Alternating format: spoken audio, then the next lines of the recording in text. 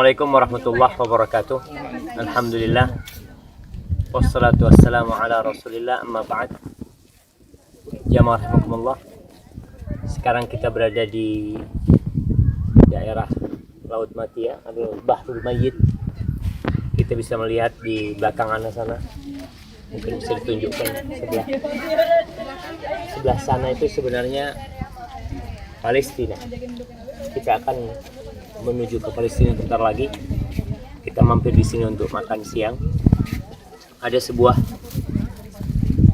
ibrah yang perlu kita ambil tatkala kita berada di tempat ini, yang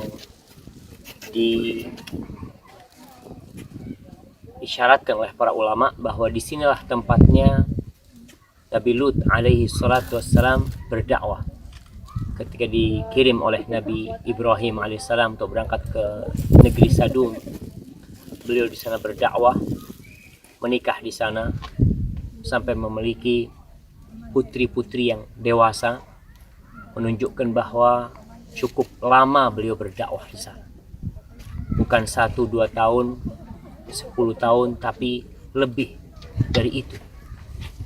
Namun ternyata beliau mendapati kaum yang benar-benar telah keras hatinya. Yang kalau kita lihat, Allah berfirman tentang orang-orang kafir ya, yang udah berulang kali dikasih tahu, sawa'un alaihim a'andzartahum am lam tunzirhum la yu'minun. Sama engkau memperingati mereka, mendakwain mereka atau tidak, mereka tidak akan beriman. Kaumnya Nabi Lut melakukan sebuah dosa yang sangat nista, bahkan baru terjadi sepanjang sejarah manusia. Walutan iqala liqaumihi, Nabi Lut ketika berkata kepada kaumnya, ata'tunal fahishata ma sabaqakum biha min ahadin minal alamin. Apakah kalian melakukan kekejian yang belum pernah dilakukan oleh seluruh umat manusia dalam alam semesta? Innakum lata'tunar rijala syahwatan min dunin nisa. Yang kalian lakukan itu, kalian mendatangi lelaki dengan syahwat kalian dan meninggalkan wanita. Bal antum qaumun musrifun. Kalian benar orang-orang yang sudah melampaui batas. Itu yang terjadi dengan kaumnya Nabi Lut alaihissalam. Akhirnya Allah Jalla Jalaluh mengutus Jibril alaihissalam dengan beberapa malaikat berangkat ke Nabi Ibrahim dalam wujud manusia. Nabi Ibrahim begitu bergembira tatkala kedatangan tamu-tamu, sehingga beliau menyembelih seekor anak sapi yang gemuk disuguhkan kepada tamu. Tapi sayangnya tamunya itu tidak mau menyentuh makanan itu. Dahulu kalau tamu itu dikasih makanan tidak mau menyantapnya, berarti tamu ini punya niat jahat. Akhirnya para malaikat memberitahu Nabi Ibrahim alaihissalam bahwa mereka adalah utusan-utusan Allah yang memberikan kabar gembira kepada Nabi Ibrahim alaihissalam kalau beliau akan punya anak. Kemudian ditanya, kalian tujuannya apa? Fama khatbukum ayyuhal mursalun. Kalian mau ngapain datang ke sini? Cerita bahwa kami diutus kepada kaumnya Nabi Lut. Subhanallah, Nabi Ibrahim itu begitu cintanya sama Nabi Lut. Dia cerita, di situ ada Lut, kata dia. Di situ ada keluargaku, kata. Iya, nahnu a'lamu biman fiha. Kita lebih tahu dengan siapa yang di dalam. Akhirnya berangkat menuju ke Sadum, yang tadi kemungkinan tempatnya di sini. Berangkat ke sana. Sebelum masuk ke kota, berjumpa dengan putrinya Nabi Lut alaihissalam yang sedang ambil air. Ditanya mau kemana, mau ketemu sama ayahnya. Disuruh tunggu.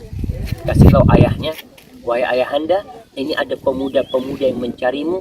Ma ra'aitu ahsanan nas wujuhan, yang aku nggak pernah melihat orang-orang yang lebih tampan dari mereka. Ini ujian buat Nabi Lut alaihissalam. Kaumnya Nabi Lut sudah membuat perjanjian sama Nabi Lut bahwasanya Nabi Lut nggak boleh menerima tamu, nggak boleh menerima tamu. Tapi akhirnya Nabi Lut menerima tamu tersebut. istrinya adalah seorang pengkhianat. Bukan pengkhianat di atas ranjang, bukan, tapi pengkhianat dalam agama. Akhirnya istrinya memberikan informasi kepada kaum bahwa di tempat Lut ada laki-laki yang aku nggak pernah melihat setampan mereka. Bisa dibayangin, coba jemaah, istri seperti itu. Ujian terberat ini kadangkala bukan dari orang jauh, tapi dari orang terdekat kita. Kita berusaha mendakwain, tapi kadangkala ya masih belum terketuk hatinya. Tapi sabar. Nabi Lut alaihissalatu wassalam, akhirnya datang kaumnya Nabi Lut ke rumahnya Nabi Lut. Dilarang oleh Nabi Lut untuk masuk.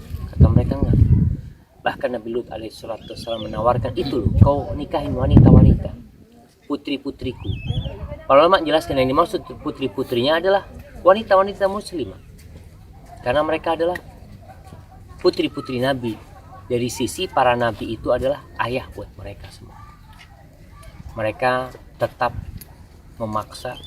Akhirnya ceritanya Nabi Lut begitu takutnya, takut sampai dipermalukan di depan tamu-tamunya. Lalu tamu-tamunya mengatakan, ya Lut, inna rusulu rabbi, kita ini utusan Allah, kau nggak usah takut. Akhirnya malaikat Jibril itu mengipaskan sayapnya dan orang-orang menjadi buta semua. Fatomasna a'yunahum, mata mereka nggak bisa melihat. Akhirnya jumlah kaum yang banyak pada lari terbiri-biri, saling menginjak-injak, sampai banyak yang tewas di antara mereka. Akhirnya cerita bahwasanya kita diutus untuk memberikan azab kepada mereka. Nabi Lut mengatakan, kok nggak sekarang dikirimkan azab buat mereka? Sudah capek Nabi Lut menghadapi kaum. Kata malaikat, sudah bentar lagi, kata dia. Alaysa subhu biqarib, sudah subuh bentar lagi, dekat sudah. Engkau tinggalkan kota ini. Akhirnya Nabi Lut meninggalkan kota ini bersama keluarganya. Bayangkan jemaah, bertahun-tahun yang beriman itu nggak ada berapa orang kecuali dia sama anak perempuannya aja. Yang lainnya kafir. Akhirnya Allah mengatakan faja'alna 'aliyaha safilaha. Mereka dilemparin dengan batu. Mereka tewas. Dijadikan bawahnya jadi bagian atas. Di sini ada riwayat-riwayat menyebutkan dari Israiliyat bahwa memang malaikat Jibril itu menancapkan sayapnya yang bagian kan, kemudian diangkat sampai menuju ke langit, sampai terdengar gonggongan anjing-anjing mereka, kemudian dibalikkan dan mereka semuanya tewas. Itulah akibat orang-orang yang mendustakan para nabi. Mungkin sebagian bertanya, bagaimana, kan di situ ada anak-anak kecil ya, di situ ada wanita-wanita ya. Ketika Allah menurunkan azabnya itu semuanya kena azab. Maka kita perlu berhati-hati jangan sampai kita membiarkan kemungkaran terjadi sehingga azab itu menimpa kita semua. Bayi-bayi pun terkena, binatang pun terkena. Maka semoga perjalanan kita ke tempat ini sekali lagi bisa membuat kita semakin takut kepada Allah Subhanahu wa taala dan semakin taat kepadanya menjalankan syariat. Ada yang ingin bertanya? Saya merasa tadi dia bilang dibalikkan, itu posisinya itu di sebelah mana, Ustaz? Wallahu a'lam. Jadi banyak cerita dalam Al-Qur'an Al-Karim itu yang lokasinya Allah tidak menceritakan secara detail. Karena yang diperlukan itu kita mengambil ibrah dari cerita tersebut, bukan dari tempatnya. Seperti yang tadi kita bicarakan tentang Ashabul Kahf.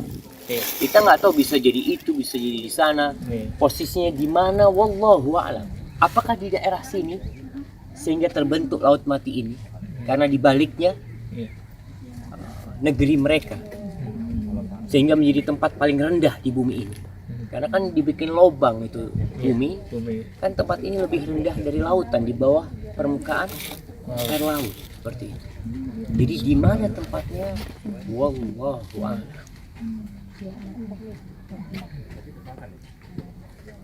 Nah, ada cerita Ustadz kalau mendekat ke daerah itu kita harus hati-hati karena katanya ada hadis yang mengatakan bahwa daerah itu suatu saat bisa timbul hal-hal seperti itu lagi. Iya, jadi di tempat-tempat yang diazab tempat-tempat yang Allah menurunkan azab kepada mereka. Rasul SAW pernah melewatin kampungnya Nabi Saleh pada waktu pulang dari perang Tabuk.